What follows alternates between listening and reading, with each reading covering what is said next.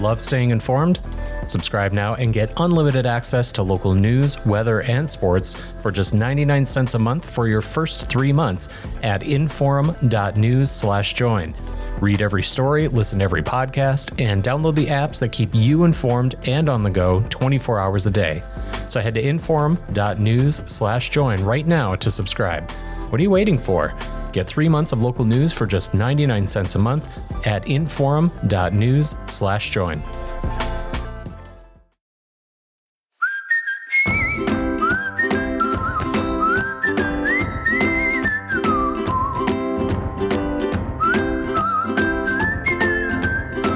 Welcome to Plain Talk, and boy, the U.S. Supreme Court's been busy, and there's and busy in a way that is consequential for my guest, who is a member of the United States Senate, Senator Kevin Cramer. And one of the rulings that came down, and we're going to talk about that in a minute, is the U.S. student loan debt. And at the center of that case is the relationship between the executive branch and the congressional branch, and namely, what can the president do without Congress? And the court said, well, you can't do what you did on student loans, and we're going to get to that. But first, let's talk about affirmative action, because I think that of the two, and it was two very important decisions, don't get me wrong, but of the two, I think the affirmative action one is the bigger one on a longer timeline, because it fundamentally changes our notions about how we address what I think we all acknowledge are real problems with inequity, sometimes real problems with dealing with racism and things like that. But how do we address those things? The court says affirmative action, insofar as it's a policy based on sort of racial preferences, is not allowed anymore. Senator Cramer, first of all, what did you think of that? That first, it was the case was Students for Fair Admissions v. Harvard. It actually brought, a lot of the plaintiffs in the case representing a lot of Asian students who were, sort of lumped in with white people as being, there's too many of them around, so we have to do something about that. Yeah, no, it's really interesting, isn't it? That there was a lot of it focused on Asian students. And by the way, along with that decision, that was this weird carve out for the military academies. So as you know, as members of Congress, we all nominate people for the various academies, the Air Force Academy, obviously the West Point and the Air Force Academy. And I was looking at some of the some statistics. There's like 20% of the cadets at the Air Force Academy are Asian. And so, yeah, it's funny how that they got lumped in, so to speak.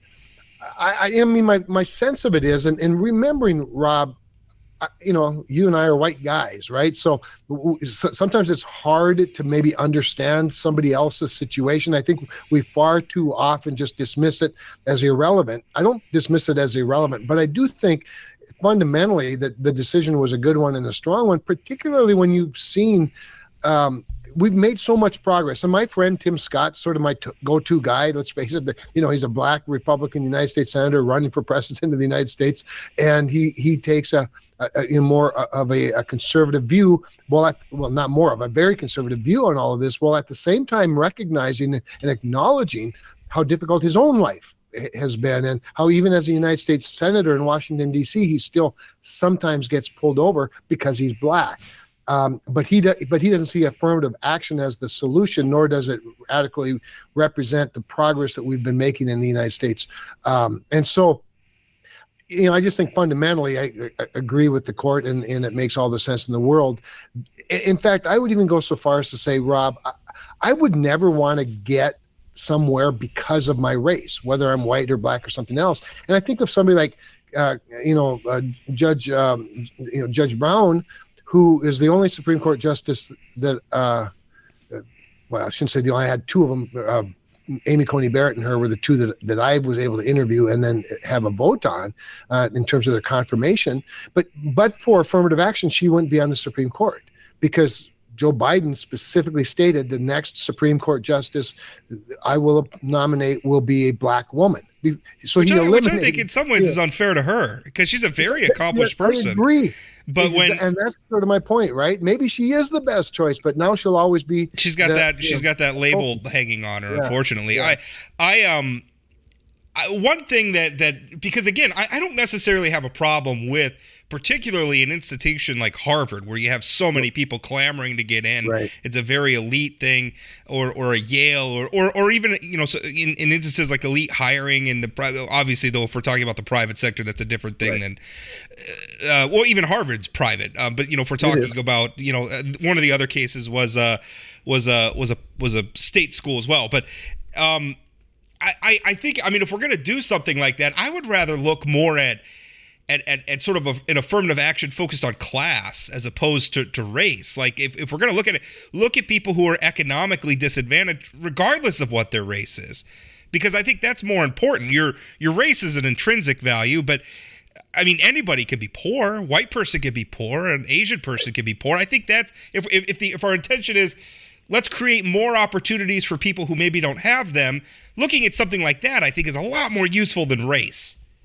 No question about it. And I think in the majority opinion that Chief Justice Roberts wrote, he sort of implied that in a way. They didn't completely remove the experience of race from the equation. Just that you can't favor specifically because of race. And so they nuanced it a fair bit, Rob, and I think want to recognize and try to recognize that somebody's experience as a minority person, what they had to overcome to get to where they are, where they want to be is relevant. It's just that the color of their skin isn't.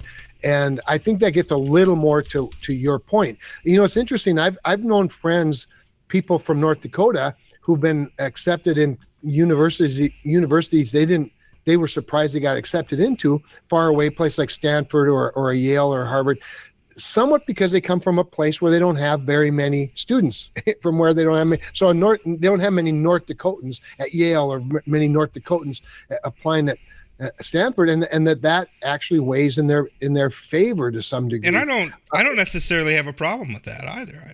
Nor do I, by the way. And by the way, I've also thought it was pretty weird, pretty awful for a university to accept somebody on their volleyball team just because their parents gave a very large contribution.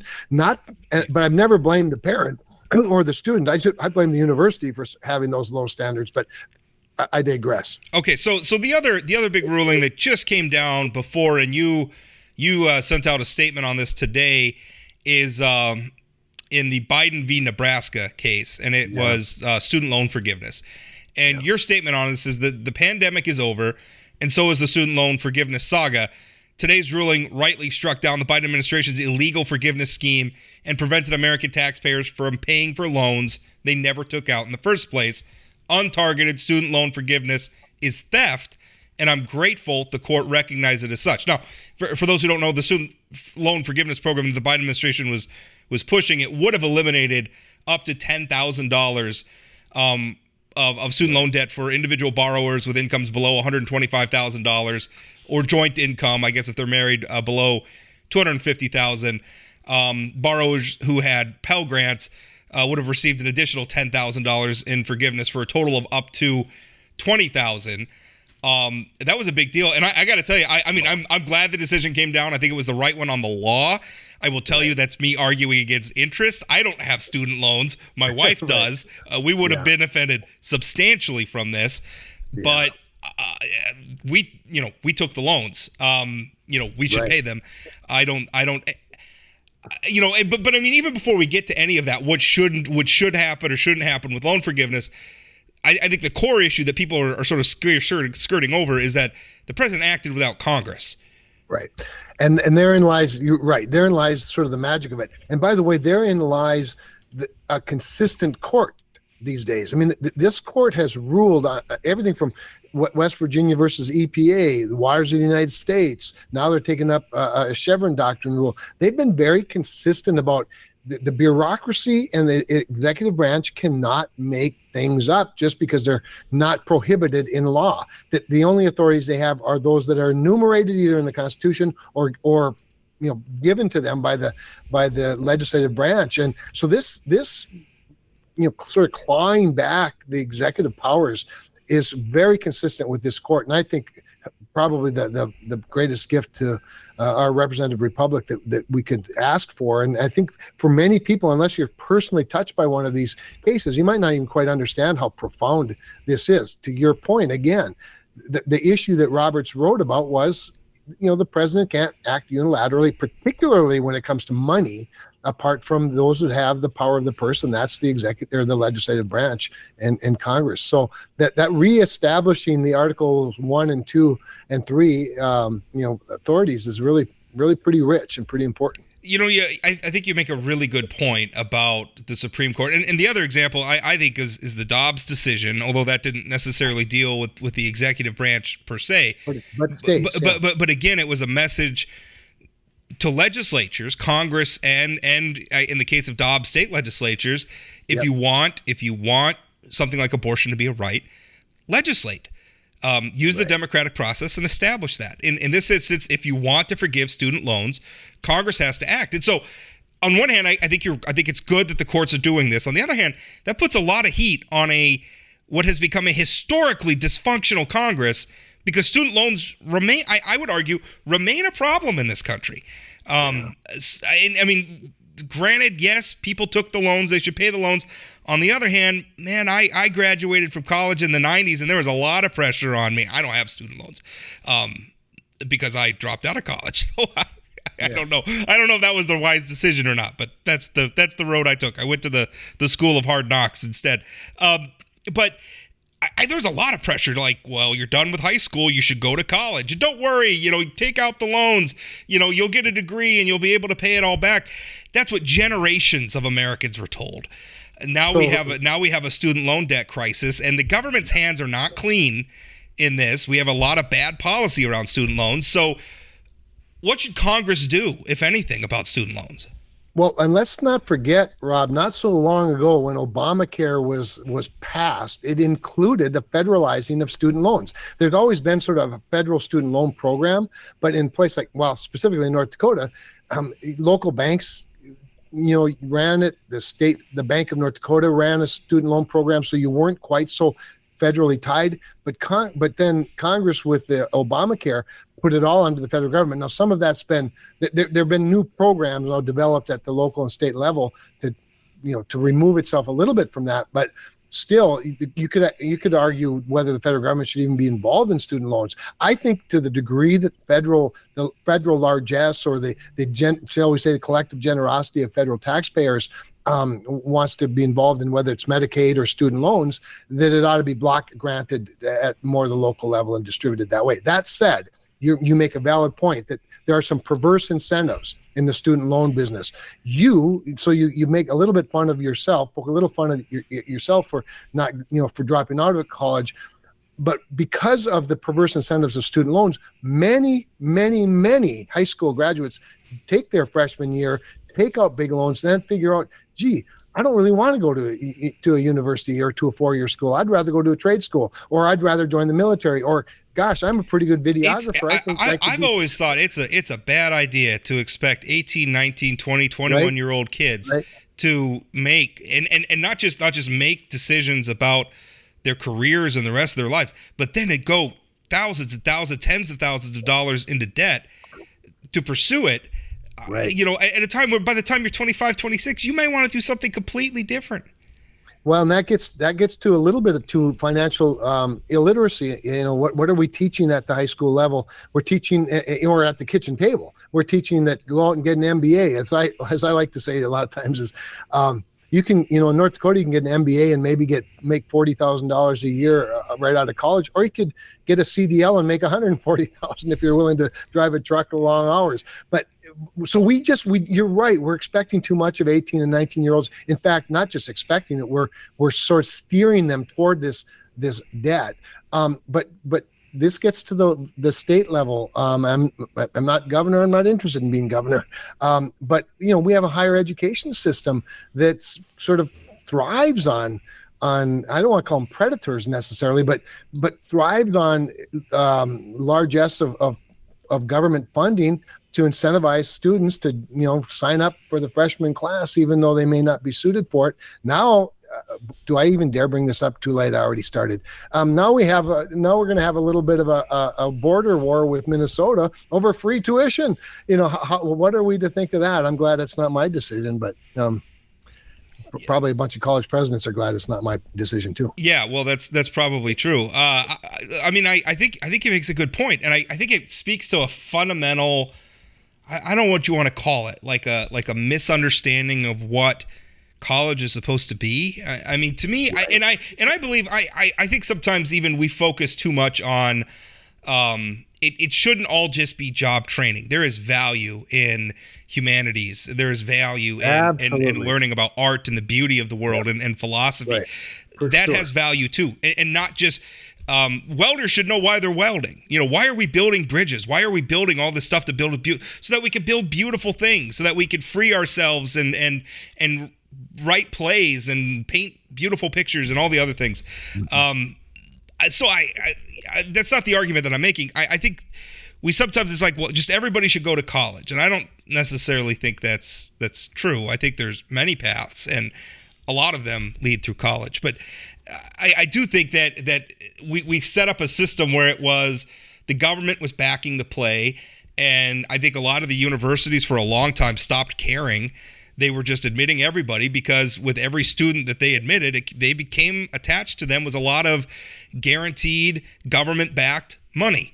And they got the money, and they were spewing the kids out the other end, and who really cared if they got jobs that could sustain their student loan payments or that or were in keeping with the degrees that there wasn't a lot of thought given to that. So there needs to be, I think, holistic reform to this entire process, which is one of the things that bothered me about President Biden's student loan forgiveness is that it addressed a side effect of the problem without addressing the problem itself. I would even be, and I don't know how, I guess maybe that's my question for you, Senator, is I'm not necessarily, if our friends on the left want student loan forgiveness, I'm not necessarily opposed to putting that on the table, maybe not to the scope that President Biden did, but I'm not opposed to doing it if we tie it to some real reform to the other things that we're doing. So great points, because, for example, we have a massive workforce problem in the United States of America, and certain industries really have a workforce problem. Healthcare being chief among them, as well as several others. I mean, I don't know any industry that's not short of workers, but we need to have if we're going to have an incentive program, it should be incentivized, much like immigration should be, toward what grows the economy. What are the opportunities? Tie it to other policies.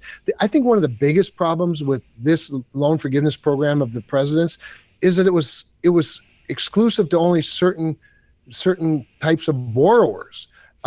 Even and while he tried not to be so broad, he really, in many respects, I think, crippled himself. Remember, we forgive PPP loans rather routinely. The PPP, of course, being a Paycheck Protection Program out of the CARES Act for small businesses, because there was a strategy behind doing that when we created the program. So it's not the forgiveness in and of itself, but it's sort of leaving some people out while you bring other people in. What do you do about people who didn't take the loans? What do you do about people who paid off their loans? What do you do about people that paid cash for their college education and did it the hard way? There's just something fundamentally unfair there. So yeah, let's tie it to a larger economic strategy if in fact we're going to do this. Any ideas on what that would look like? Yeah, that's a good question. I hadn't really thought much about it until you asked the question. I started thinking about the shortage of healthcare workers. Maybe there's a student loan forgiveness program of people going to particular industries that are critical to American health and security and safety. Maybe police officers. Maybe if you go to a police academy or to get a certificate program or something like that, maybe there would be some forgiveness mechanism if you stay in the police force for a certain number of years.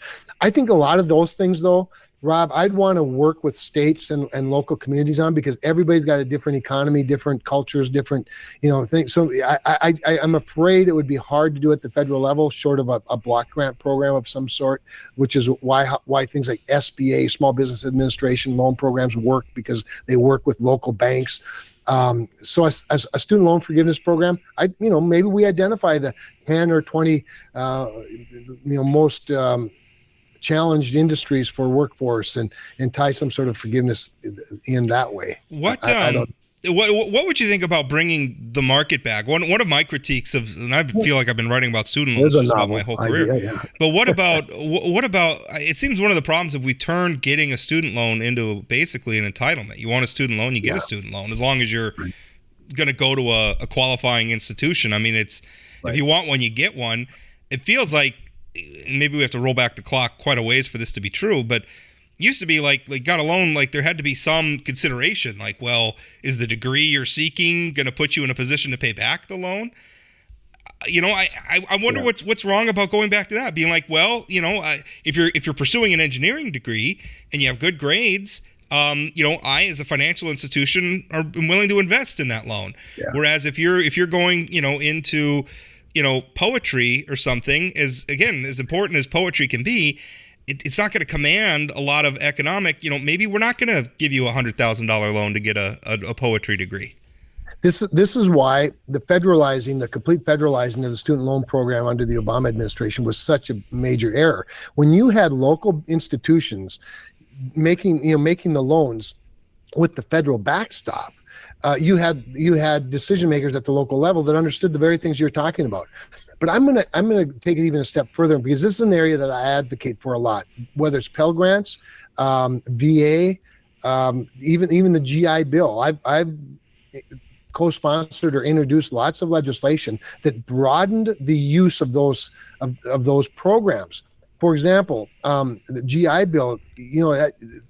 If you want to be a welder, or you want to use your truck driving skills that you learned in the military, or even you were a medic, a battlefield medic, you ought to be able to use that GI Bill for something other than a 4-year degree. You ought to be able to use Pell Grants for something other than even a certificate program. Maybe it's not even an associate degree. Maybe it's a certificate program, but it has value in the marketplace. To your point, it follows the worker to the job that they seek, or the job that seeks them. I completely agree. If we're going to have these programs, then let's at least make them relevant to the marketplace. And I think that I think we can do that. But the problem is all of these programs are in silos, and they reside in various agencies, and we've never had a very good master plan, if you will. And we don't want to be centralized planners in the United States of America as a government, but we also can be a lot more efficient and a lot more consistent. Also, if we were going to federalize student loans, the federal government maybe should have had a plan for, how we're going to implement that policy. Well, I worry that their plan is what's being carried out right now by, attempts to just forgive loans. I get the desire to want to be generous, but you have perverse incentives. I'm not sure what the value is in also, I mean, if we reach a point where we're just giving it away, I worry that we're going to devalue what it is. Without a question. What's it worth? I mean, although there is the argument towards human advancement. I mean, education is a good thing. Nobody's arguing against education. It's just we need the right incentives in place, I guess, to guide it, which I don't think we do. I have a saying. I have a whole bunch of sayings that one day will be chapters of a book. But one of them is, and I just used this, I think it was talking to police officers, I think, recently. And that is, I'd rather invest in your education than your incarceration. I know it was yesterday on a radio show in Grand Forks when we had announced a Head Start grant. And there's a lot of evidence to demonstrate that low-income families whose children get a head start, if you will, have some opportunity for early education, early learning, actually end up much more successful and becoming more of a contributor to society than a burden on society. And that's one of my, I think it's true. I'd rather invest in your education than your incarceration. We just need to have a better plan. Definitely. Before we move on, I want to talk about Project Tundra and carbon capture. But before we brought on, because you kind of alluded it, you said you had no interest in being governor. Our governor's running for president. He's also, his term's up next year. Would you, I mean, if that's vacant and Doug Burgum's still running for president and he's not running for a third term, would you think about running for governor? First of all, there was a time when I would love to have been governor. As you know, I was tourism director, I was economic development and finance director, I was a public service commissioner. I like North Dakota a lot. I'm going to Wishick tomorrow for the 125th anniversary. I was in Kandu on Wednesday, Medora on Tuesday, Fargo, or I guess Grand Forks on Monday. I love North Dakota, but Rob, I think a run for governor just requires a lot more than what probably will be the amount of time you have to plan a campaign if Governor Burgum decides not to run. And and then remember, I do work in an institution that actually rewards old age. So, so when you invest 6 years of your life in the United States Senate, probably the best thing you can do for your state is to try to get 6 more, and and become a chairman of a committee and maybe 2. And your influence, of course, grows with your age. And but believe me, I don't plan to die in the United States Senate either. So, not a very great answer to your question. Every politician, if they're smart, never says what they'll never do. But to be honest, I think there are other people who'd be very good at being governor, and they're not me. All right, I think that's a pretty good answer. Let's talk Project Tundra. I mean, they got some big news. I mean, first of all, they're moving into the final phase, right? Am I understanding that right? Yeah, I have to go back. Right. I have to go back and read the press release again. Final development stage. That's right. I want to make sure. I was like, it's the final stage. I can't remember if I read it right. But to me, I think the much more interesting thing is they've got some heavy hitters coming on board. The most recognizable name to me is Mitsubishi Heavy Industries. And which is not to besmirch their other properties, TC Energy and I don't know how to pronounce this other way. Kiewit. Yep. Kiewit. Not to besmirch them at all, but that's a really big deal, and I think a really big sign that this there's so many naysayers out there about carbon capture, with people saying, well, it's not going to work. It's a pie in the sky. I don't know. These are some big, very successful companies that are saying, yeah, we want to be a part of this. Your office announced this. Obviously in conjunction with Minnesota Power. And what's going on? What's the latest? Sure. So this, you're right. Basically, it's going into the next phase. The construction phase. The I suppose you call it the last phase. I think that's fair. But it's, just so people know, Kiewit is a huge engineering firm, one of the largest on the North American continent. Obviously, a big company. TC Energy, a very big company. And what it means is that there could be, we hope there is, a future for coal-generated electricity. And the reason that's so important isn't just because North Dakota has coal mines and we have big power plants that burn coal, but because we are growing increasingly vulnerable to blackouts and rolling brownouts and not having enough capacity to meet the demands of a growing economy. And the left wants to shut down all fossil energy while they build new transmission lines from wind farms and other places. And all of that's well and good, but we need 24-hour day, 7 day a week, reliable, low cost, by the way, as well, electricity.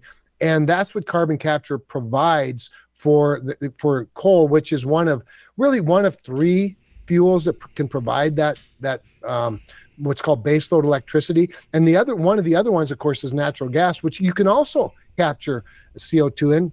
And then the other one being nuclear, which is, in my view, the perfect fuel, but also out of favor with the left, although gaining some of that favor back. So it means a lot, obviously, to North Dakota, but it means probably even more, to the country. I think a lot of the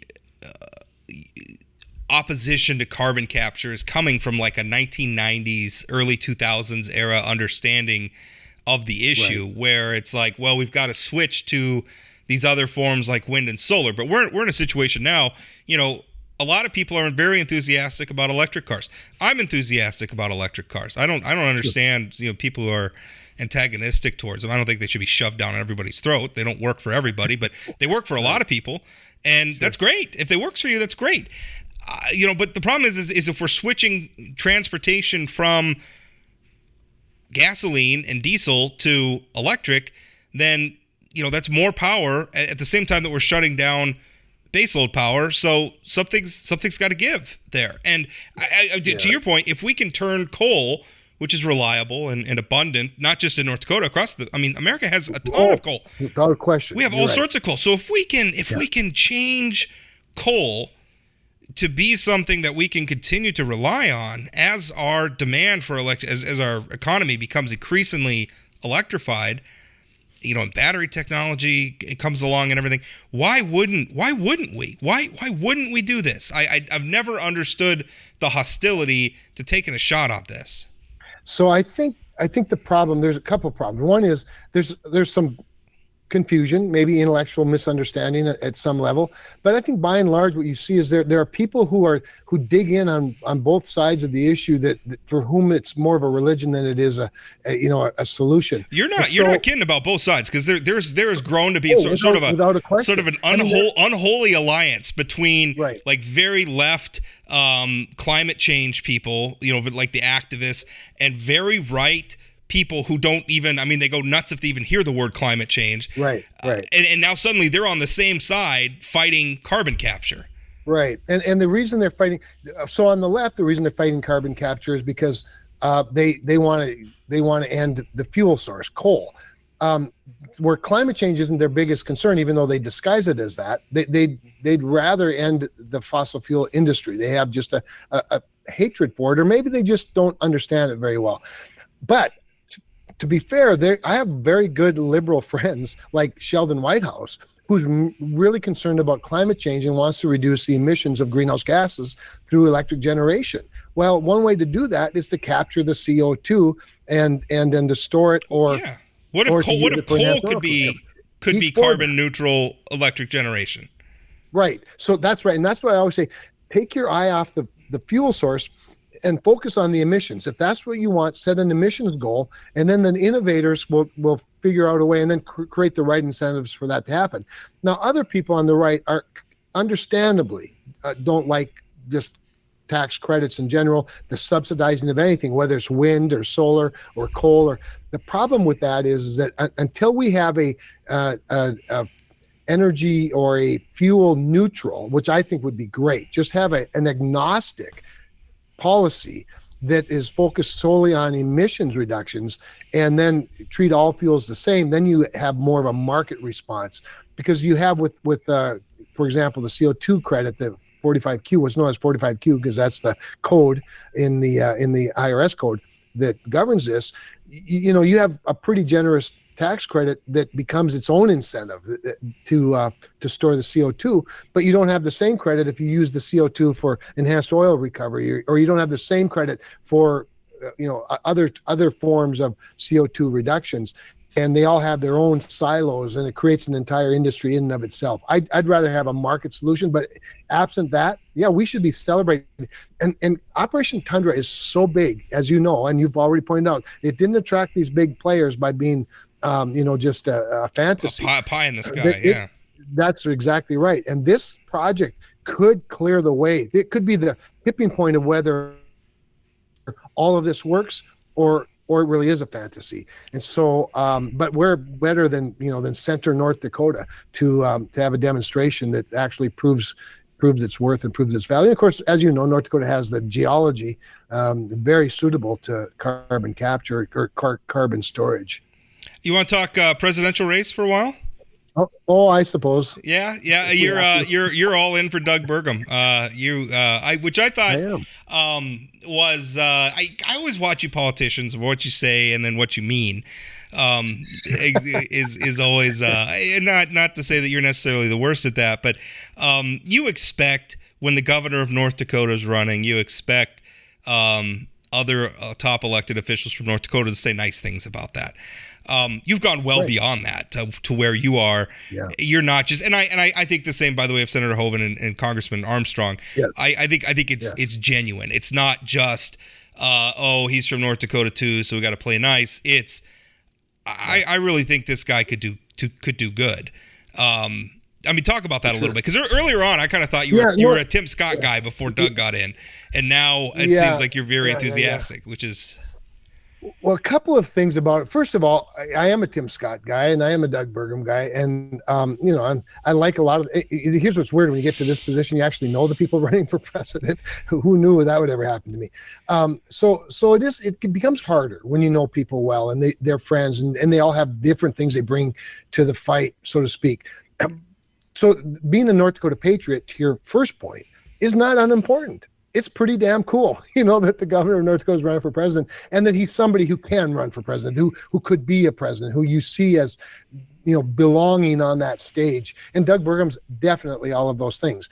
Add to that the fact that John and Kelly and Doug and I really like each other a lot. We don't always agree. We don't, sometimes we vehemently disagree on a topic or two, but we do really like each other. You'd be surprised at how much time you end up spending with each other at various events and whatnot. And that matters too, right? That's somebody that you know and like and trust.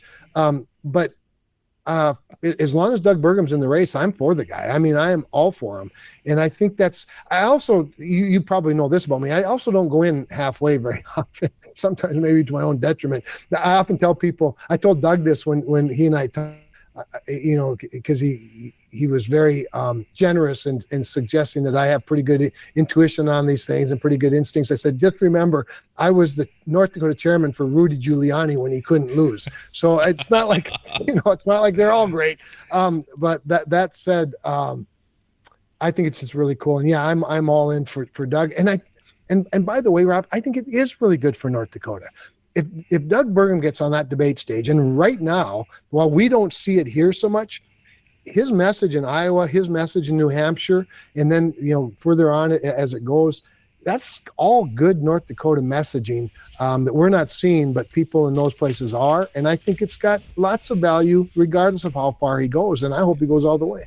Any advice for him? He hasn't really shown up in the national polls yet, and maybe that's. Yeah. I mean, he's focusing his. Although I saw a report, I think he spent $5 million on ads in Iowa and New Hampshire, so that's clearly where he's focusing his attention.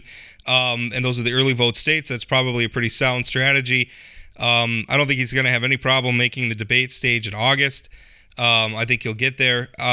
But we had a New Hampshire poll where he was at 2%. Granted, tied with Vice President Mike Pence.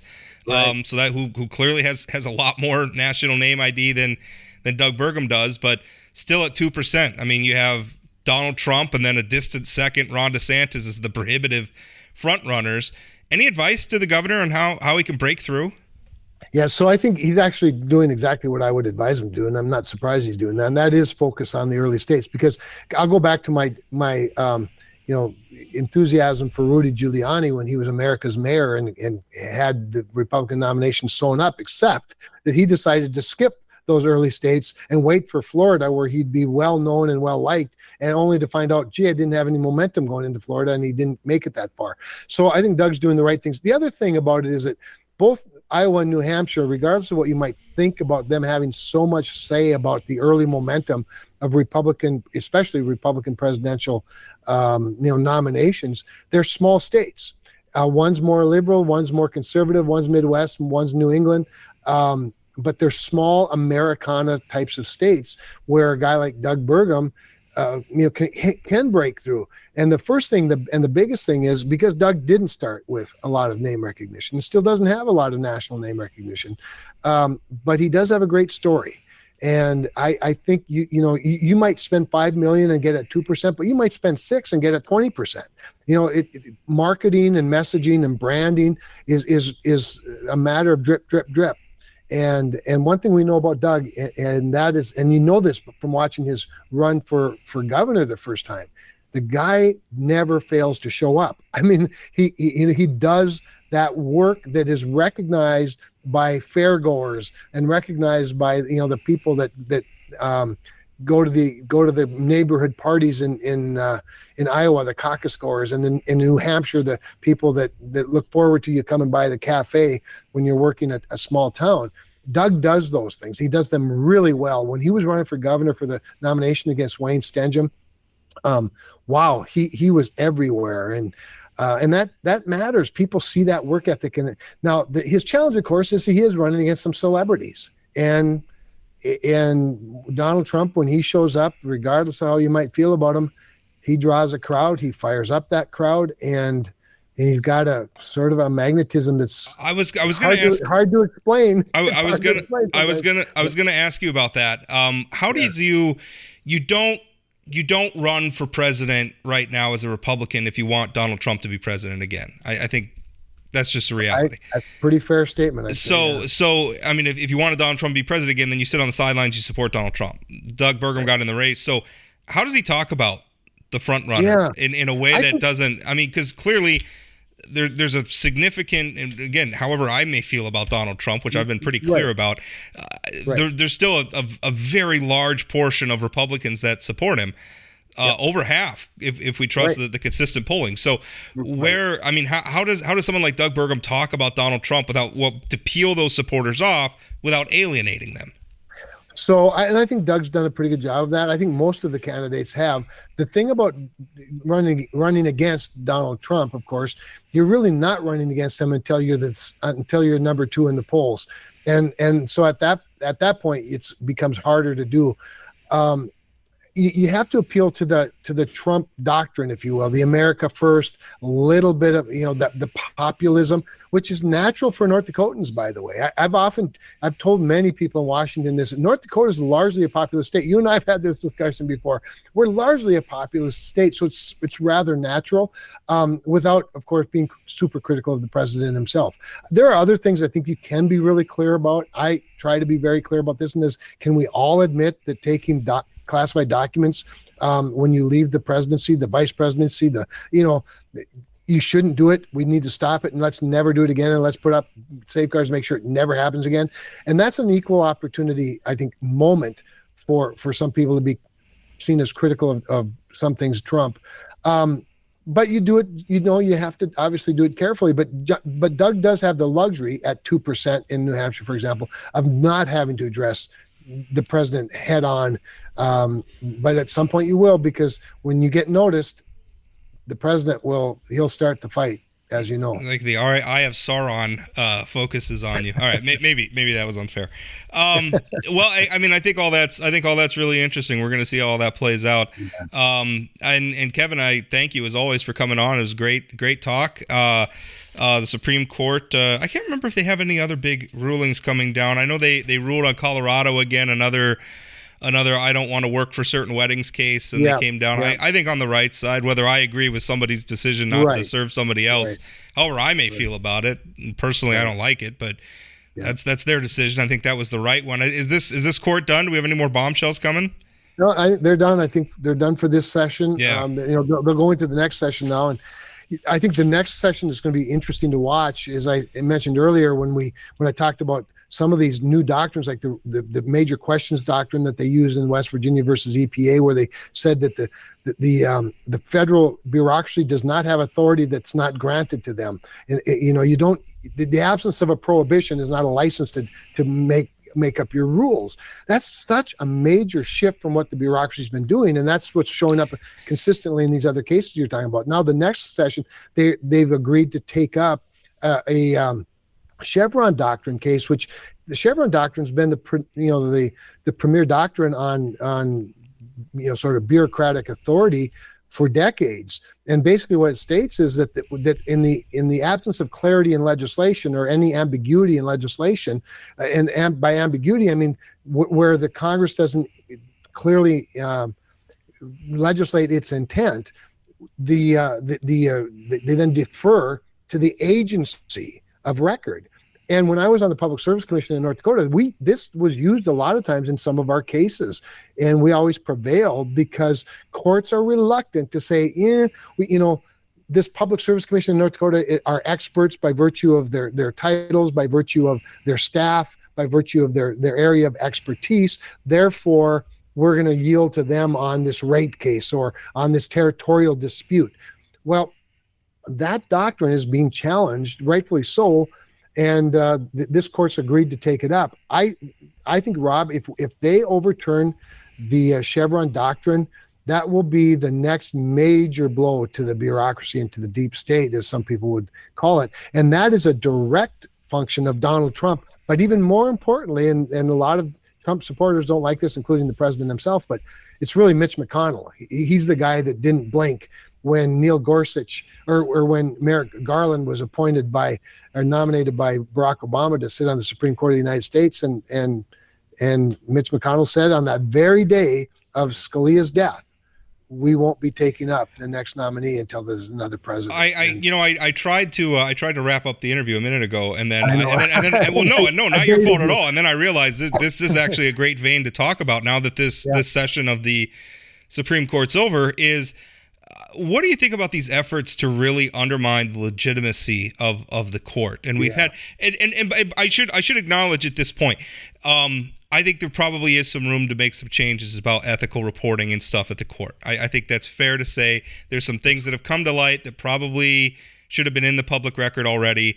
I don't know that they're as catastrophic and terrible as they're being made out to be, but listen, I'm an advocate for transparency. I think it's always better if this stuff's out in the open. You need both. So I'm absolutely with you on that, Rob. The court transparency is the greatest backstop in my view. It always has been. You don't even need to have strict penalties if you have transparency, because you're less likely to do really egregious things. The transparency itself is a deterrent. I mean, the fact that I would have to report this, that's a deterrent. That's right. Now, having said that, you're right. I think having looked closely at some of the allegations and hearing other things that around Washington about other justices, not just the conservative justices, by the way, they probably should do some things internally. As you know, the court pretty much governs itself, just like all three branches do. We're quote equal for a reason, and we're separate for a reason. But the other two branches are elected, though, which is a little bit different. That's the major difference. But even the courts are appointed by elected people, and that's true. It's something we need to always. But they can't be removed if they start getting up to shenanigans. They can't be removed. It's kind of the bugaboo. But other than impeachment, that's right. I was writing about the affirmative action ruling today, and kind of noting that. It seems as though just because this court is taking a more a philosophical approach to jurisprudence that is more in line with conservative thinking, at least traditional conservative thinking, than maybe some of the progressive approach we've seen from past courts, I think a lot of people just see that in and of itself as being invalid. I was talking to Chad Oban, my co-host. I remember when the Dobbs decision came down and we were talking about it, and he says, can you imagine of how all these people who support reproductive rights, how they feel today? And I said, well, I think a lot of pro-life people probably can imagine, because they had to deal with Roe when that was handed down. So it's this is the way the process works, and just because the court produces an outcome that you don't like doesn't mean that it's invalid. No, that's right. And in fact, I would submit, and of course I'm arguing from the conservative side, that, and I'm nothing if not pro-federalism. I mean, I just think, the creation of the federal government by the states is an important distinction in our historical makeup. It's part of what makes us excellent as a process and as a system. And this court is honoring federalism as much as it is anything, and pinning back the ears of the bureaucracy. So I can understand how somebody might quote feel, but our Constitution isn't that ambiguous, and we just allowed the unelected bureaucracy to get way, way too big. With regard to the court itself, maybe it's gotten too big as well, and that's why they need to police themselves a little bit better on the ethics front, and they'd be better for it.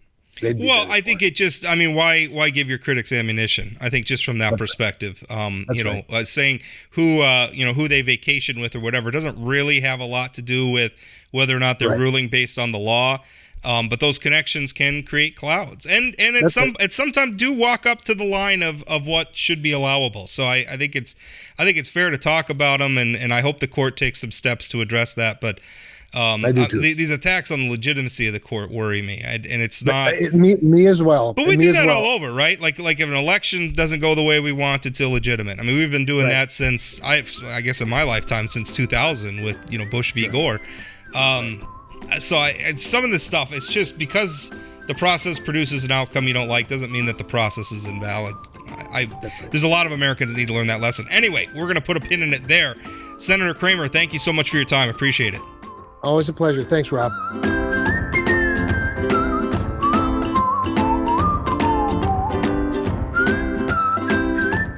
Did you know Forum Communications Company has a robust podcast library? At inforum.com/podcasts, we have everything from politics, sports, true crime, outdoor adventure, and more. Visit inforum.com/podcasts and explore them all today.